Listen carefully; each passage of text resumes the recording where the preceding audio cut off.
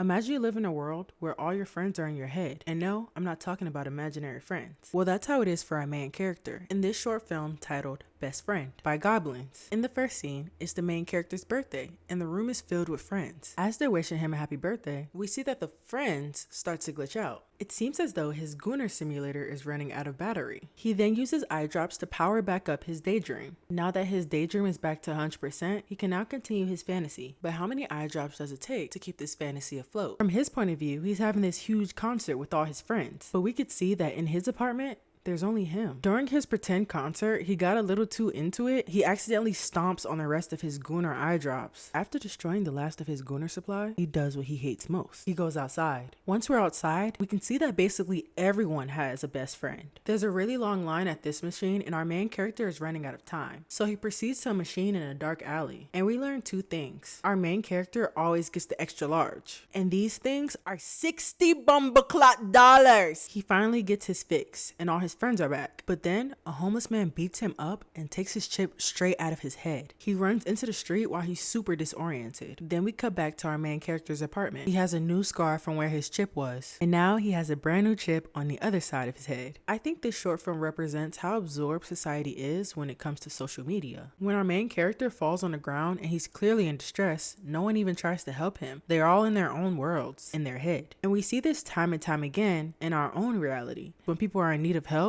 you see bystanders or even people recording and doing nothing. Another scene that demonstrates how distracted we are by our phones is when our main character was in line. If he took the chance to interact with the people in front of him and let them know the situation that he's in, that could have been a simple solution. But instead, he went out of his way to not interact with anybody, and we all saw how that ended. And on his way there, he even bumped into the homeless man and never said sorry. So I think the film is also showing how day by day, people are literally losing their social skills. Also, because of the best friend, he was completely unaware that the man was following him to begin with. And I think this demonstrates how unaware people can be when they're glued to their phones.